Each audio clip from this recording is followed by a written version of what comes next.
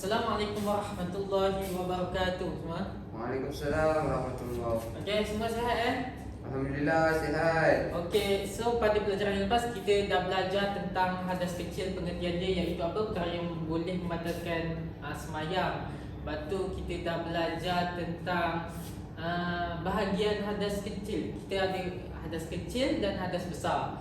Lepas tu kita ada belajar juga sebab-sebab seseorang itu berhadas kecil, iaitu apabila seseorang itu melakukan perkara-perkara yang membatalkan solat.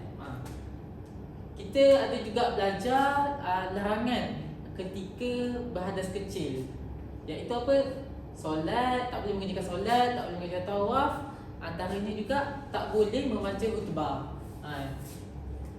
Dan kita last kali kita pada pelajaran yang lepas kita dah belajar juga cara menyucikan hadas kecil.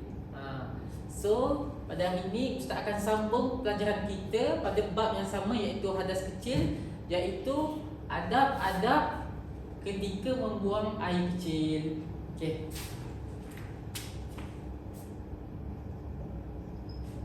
Adab-adab ketika buang air kecil. Okey. Okey, yang pertama kita dilarang membawa ayat Al-Quran. Okey, murid-murid, kenapa kita dilarang membawa ayat Al-Quran ke tandas? Okay. Sebab Al-Quran tak boleh ada dekat tandas. Ya, betul. Al-Quran tak boleh ada dekat tandas. Kalau tak, hukumnya Berdosa. ya, berdosa. Okey, seterusnya pula dilarang menulis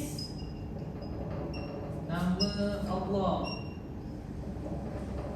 Okey, biasalah kan, kalau orang tak tahu dia main tulis je nama Allah ni kat mana-mana kan. Kat tandas pun juga nak tulis. Sebenarnya hukumnya tak boleh berdosa. Sebab itu nama Tuhan kita kan, Tuhan yang kita sembah. Tak layak nama Tuhan kita diletakkan di tempat yang kotor, yang bernajis. Okey. Yang ketiga, kita perlu menutup kepala. Okey, murid-murid, kenapa kita pergi ke tandas nak buang air besar ataupun air kecil mesti menutup kepala? Tak tahu. Okey.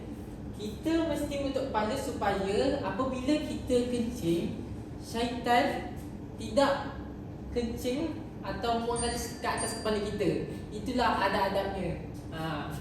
Adab-adabnya macam tu. Nabi pun dah berpesan supaya tak kisah kita buang air kecil walaupun sedikit, kita mesti tutup kepala. Itulah adab-adabnya. Supaya apa? Supaya kita mendapat keberkatan. Supaya kita niatkan kita nak buang segala bukan kekotoran fizikal saja, kekotoran rohani dalam hati kita juga. Itu adalah antara hikmah atau ibrah kita supaya kita buat adab-adab ni supaya mendapat lebih keberkatan, kepatuhan kepada agama. Okey, yang keempat ini mesti dilakukan, iaitu membaca doa sebelum masuk tandas.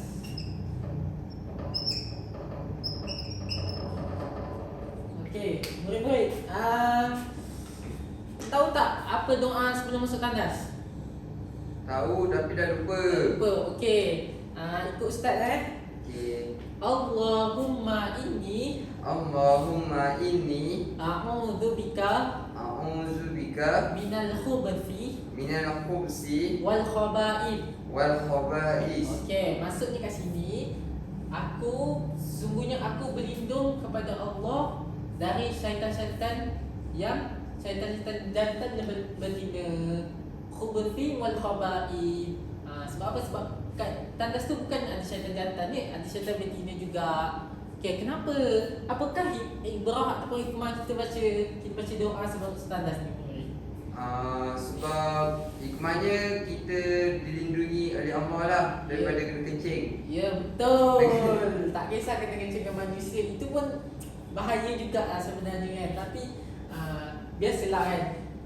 Tapi lebih antara hikmahnya kan, kita baca doa sebelum masuk tandas ni, supaya kita, sebab kita berada di tempat yang kotor, najis, tempat yang syaitan suka.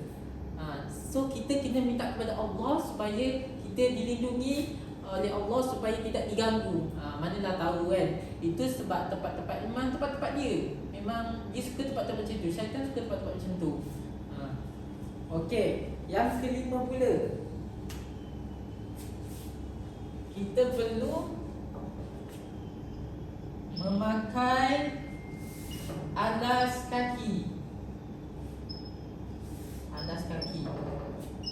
Okey, Ustaz, kalau kamu pergi tandas kan, dengan alas kaki kamu pakai apa? Saya pakai slipper. Pakai slipper. Betul. Pernah pakai terompak? Terompak. Tak pernah. Sebab zaman dulu pakai terompak. Ketak tu. Itu sedap tu. Kena kepala, pecah. Kenapa kita kena memakai alas kaki? Supaya tak sedang tergelincir. Ya, itu antara hikmah dari segi keselamatan lah. Tapi dari segi agamanya kan, supaya kaki kita tu tidak terkena najis.